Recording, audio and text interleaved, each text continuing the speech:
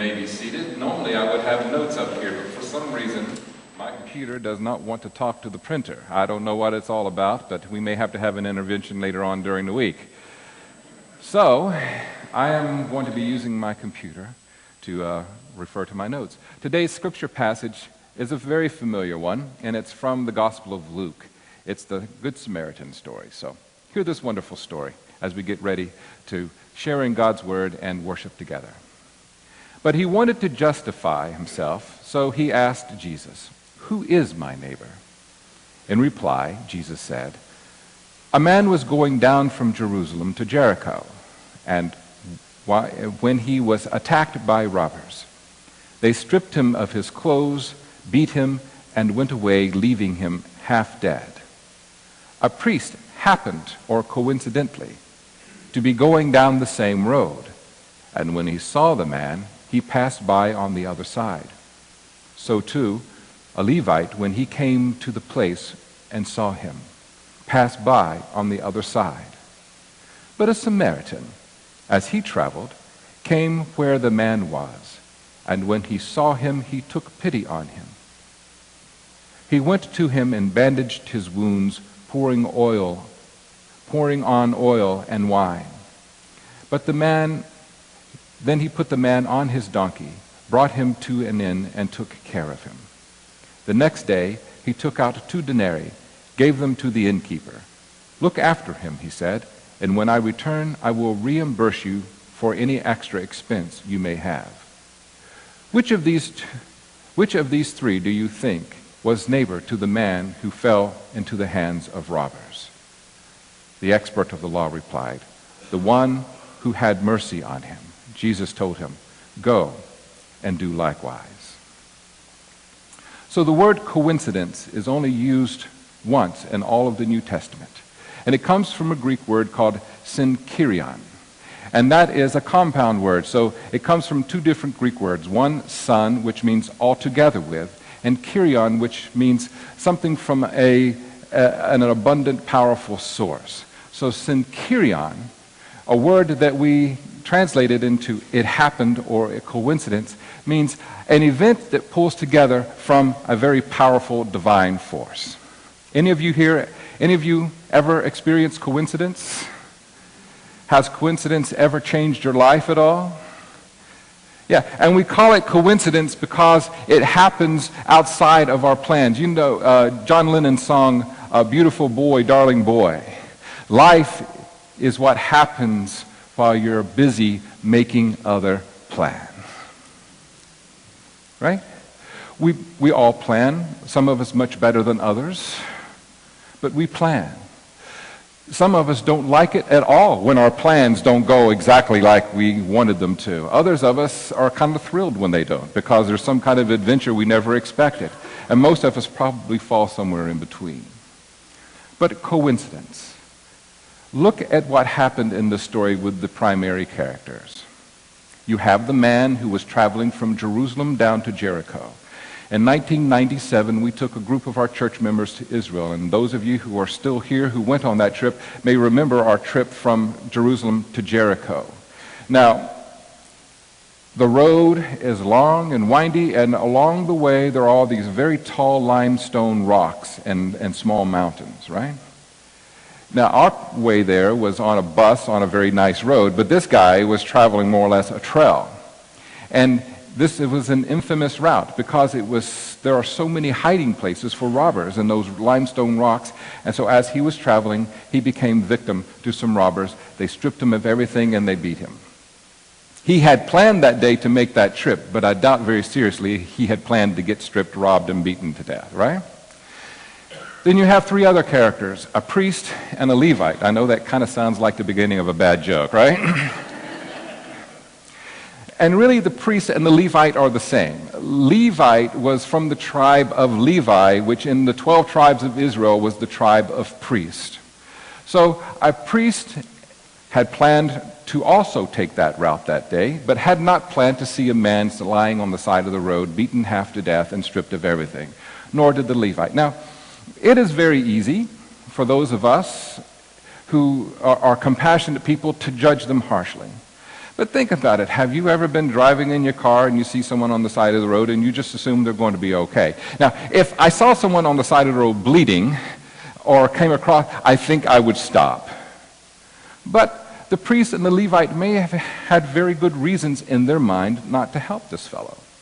If they were on their way to Jerusalem to perform priestly duties in the temple, then their culture and their religion and their religious code would not allow them to touch the man. You see, in the Hebrew culture, if you touched a dead body or you touched human blood, then you were considered unclean. So if they touched him and helped him in any way, then they would not be able to go to Jerusalem and fulfill their priestly duties. Because to become unclean, to become clean again, one has to go through about a 7-day ritual. So there you go. They may have been thinking, oh God, that poor fellow, I'd like to help, but they're expecting me and I need to get there, right? There was a Samaritan who had made plans that day to take this trip. He had not planned to see this man lying on the side of the road. But as coincidence, as synchirion, as it happened, when he saw the man, he took pity upon him. And he took oil and wine and treated his wounds, and he bound his wounds. The beast that he was riding upon, he put that man upon it, and then took him to an inn, and he stayed with him overnight. And then the next day he told the innkeeper, here are 2 denarii, take care of him and watch him, and if you spend more, I will reimburse you later. I would imagine the innkeeper that day was just going to work as he always did. He probably didn't expect the coincidence, the synchirion, as it happened, a man to be in his inn that he needed then to nurse and to take care of. That's the way it happens, right? Coincidence, is it? If it's indeed synchirion, that means something that came together with a divine purpose behind it. For a moment now, think about your coincidences. And any of those coincidences that changed your life. I have bunches of them, but the one that came to mind immediately was in 2008, November the 15th, I was performing a wedding. In my line of work, that's not an uncommon thing. I don't know how many weddings I have done over the years. Maybe 250, 300? So either I am the source of a great deal of pleasure or a great deal of pain and suffering. I don't know. But it was one of those days. And, I was performing a wedding for the son of the clerk of the town of Windermere. Well, the town of Windermere had a new employee there who was the assistant to the town manager. And she thought, well, I really don't know Dorothy, and I really don't know the family that well, but, it would probably be a good thing and show that I'm a team player if I attend.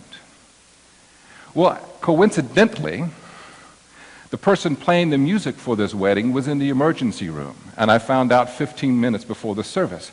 So I stepped out here, and I started making an announcement. Is there anybody here who can play the piano? Ron Stump was actually working the sound booth that day.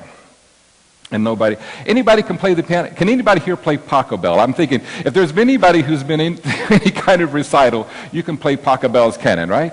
And it looked like we were going to have a wedding without any music. And so then I said, well, do any of you have ambient music CD in your car? And so a couple of people ran, and we were able to have some music. But anyway, as I was looking over the crowd making that announcement, I said, oh, the redhead's very pretty. And as I found out later, she thought that I was very handsome, and she liked my voice.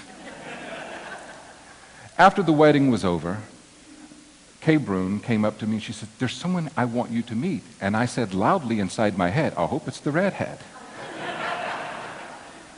And it was. And Amy and I started texting and emailing, and well, you know the end of that story. One of the best coincidences of my life. One of the most wonderful synchirions of my life. Now, just this last week, I came in the office on Monday morning, and I was getting moved back in and putting my stuff back in its place, getting my name back on the mailbox, And I was working with Kathy, and there's a template that I use for planning, and it comes from the 7 Habits of Highly Successful People, and it's a template on first things first. So I worked up that template, and I put down what because, to tell you the truth, it kind of surprised me how hard it was to kind of get back into the groove of things, all right? So I make this template, and I have all these plans, and for the most part, my job, you make all the best plans you want, but stuff happens, and it catches you by surprise. Amy and I will plan a weekend, or maybe a vacation. And right before it's to begin, I get that phone call, right? It's not a bad thing, it just is. It's a part of the gig, right? And this is what I love about her. We have to change our plans, and the first thing out of her mouth is, what can I do to help? Centurion. It worked really well for me on November the 15th, 2008. But you have your own stories, right? You know how different things and people and paths cross. I know that Debbie and Dennis and Danny and David Snow came to church here almost 20 years ago to get a little badge for David's Cub Scouts, was it? Indian Guides. That's why they came, and they stayed, and our church has never been the same since. Dell and Phyllis came to hear Lynn Walensky sing a solo. They have changed from being here, and our church is different every... You see? We look back on these events in our life, and then we say, something that comes together from a very powerful divine force, the providence of God. So as I am getting ready for my sabbatical, I had great plans. First of all, I had planned to do it in 2014. You can see how well that went, right? But I heard about this incredible grant, and if I could get this grant, I could have like a really, really, really good sabbatical, all right? Lisa and I worked on it, and Debbie Centeno at the time, and we submitted, we thought we were a shoo-in, and I didn't get it. I was heartbroken.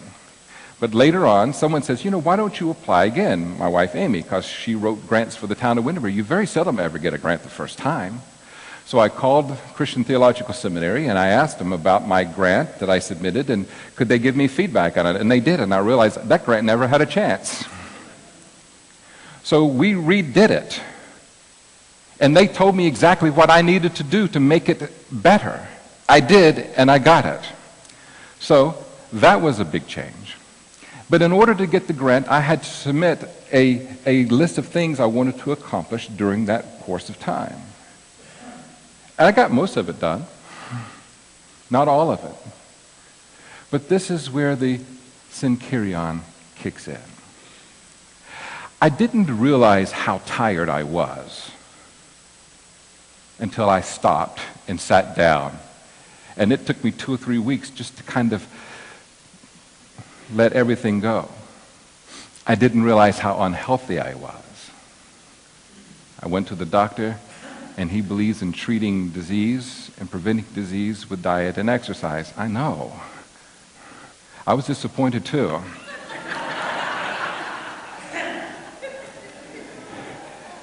But if I didn't change my lifestyle, I was setting myself up for really bad health. He told me I had 4 of the 5 factors for heart attack, stroke, and diabetes. So we call that a come to Jesus moment. Right? And how appropriate to start my sabbatical with a come to Jesus moment. Well, when I started my sabbatical, I could ride my bike for 1 hour, 12 miles. Now I can ride my bike 1 hour for 16 miles. Now, that's partly because I have 30 less pounds of me to haul around on the bicycle. The goal is by the end of the year to be able to ride 18 miles an hour. And the ultimate goal is to lose 50 more pounds. Right? And it needs to happen. I don't want to be disabled. I don't want to not be able to play and have fun and do the things I still want to do in this life. Dr. Patel a coincidence, as it happened. There's another thing I want to share with you. It's a quote that I thought was so profound. Sometimes, nope, that's not it. Yes, sometimes we overlook opportunities to shed light, Sue Bender writes. When I stopped waiting for something significant to happen and instead began noticing what was happening, not what I wished was happening, a series of small miracles occurred. I read a wonderful novel during my sabbatical. I would get up in the morning, I would make Amy coffee before she went to work, and then I would sit myself on the couch. I might fall back to sleep. I would read, I'd watch a movie. But that whole time I did that, I had at least 2 dogs in my lap. And for those of you who wonder how many, we have 5. Sometimes I had all 5 of them around me. And as I was coming down and as I was learning how to relax, and I was observed those pups, they live in the moment. And they're very relaxed about it. I learned how to relax and just enjoy the moment from those pups around me. I wasn't expecting that. Synchyrion. When I worked at Phoenix South, I thought I was a really good counselor until I got 2 weeks into therapeutic counseling in a clinical setting. And then I was scared to death because I knew I didn't have the chops to do it. And my supervisor says, I know where your skill level is, but what you have is genuine concern and compassion, and that's all we need from you until you learn the skills. As I started to work on my sculpture, I realized, there's a lot of anatomy going on to this pose that I don't know. So I took the time out to do an anatomy study. I made a little sculpture where I did hip bones and spine and the skull and the neck, and then I put on the sinew and the muscles. Did you know that your pectoral muscle actually is connected to your arm bone? Did you know that? I didn't know that. Yeah, you can just, all right now, but you can feel it kind of going underneath your deltoids. And also, I didn't know this wonderful little triangle right here is really not connected to anything other than muscle. That's why you have all this flexibility. Did you know that? And in your back, there's all kinds of little muscles right underneath your shoulder blades that have all these different functions, and they're there. And then as I started watching like athletes and boxers and people, I said, there's those muscles, I see them.